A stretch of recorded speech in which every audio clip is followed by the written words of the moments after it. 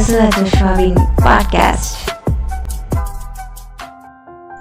காலங்கள் உருண்டோடலாம், நாட்கள் உருண்டோடலாம், நாளிகைகள் கொஞ்சம் கொஞ்சமாக இந்த இரவு நேரத்தில் நகரலாம். ஆனால் என்னோட குரலுக்கும் உங்களோட செவிகளுக்கும் ஒரு இறுக்கமான பந்தம் இருக்கின்றத நான் நம்புகிறேன்.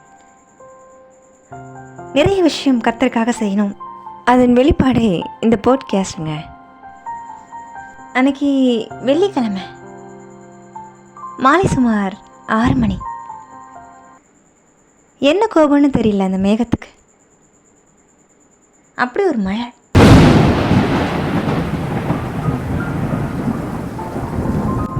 எங்கே பார்த்தாலும் டிராஃபிக்.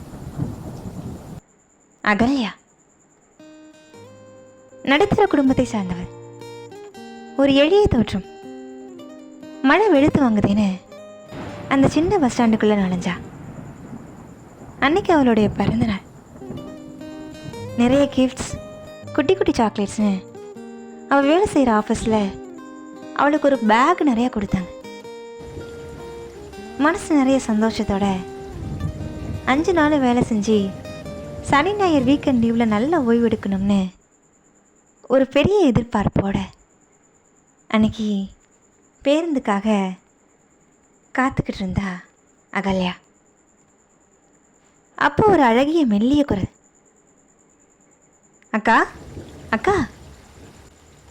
சுற்றுமுற்றும் பார்த்து தலை குனிஞ்சு பார்த்தா அகல்யா. அக்கா, உங்கள் ட்ரெஸ்ஸில் சேர் இருக்கு, அழுக்காக இருக்கு, இந்தாங்க வாட்டர் பாட்டில் கழுவிக்கோங்கன்னு ஸ்கூல் பேக்கை ஓப்பன் பண்ணி வாட்டர் பாட்டிலை கொடுத்தா அந்த குட்டி சிறுமி. அகல்யாவுக்கு ஒரே ஆச்சரியம்.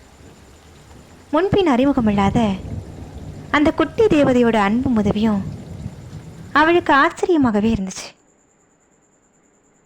குட்டி தேவதையே, உன் பெயர் என்ன அப்படின்னு கேட்ட உடனே அகல்யா ராணி அப்படின்னு சொன்ன அந்த சின்ன பொண்ணு.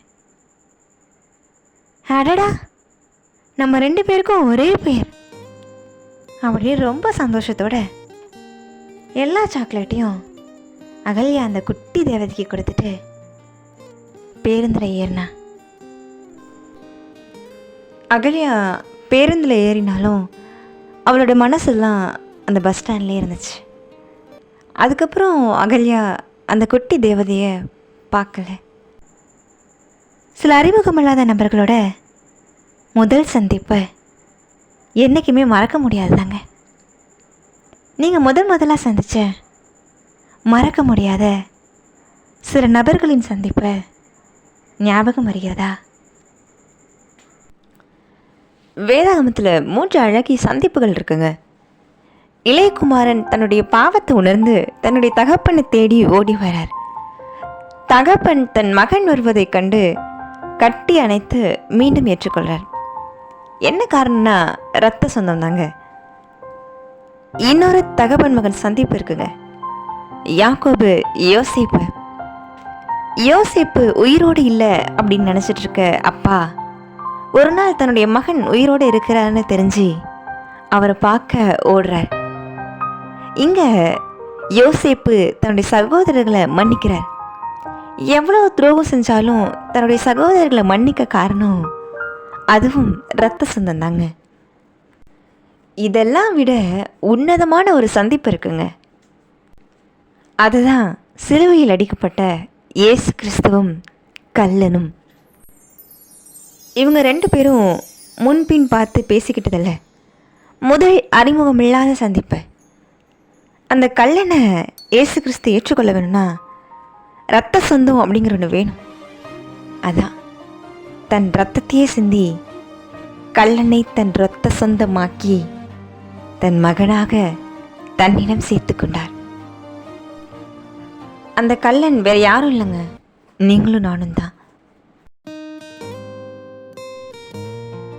இனிய இரவு நேரத்தில் இயேசுவின் மார்பில் சாய்ந்து உறங்குவோம்.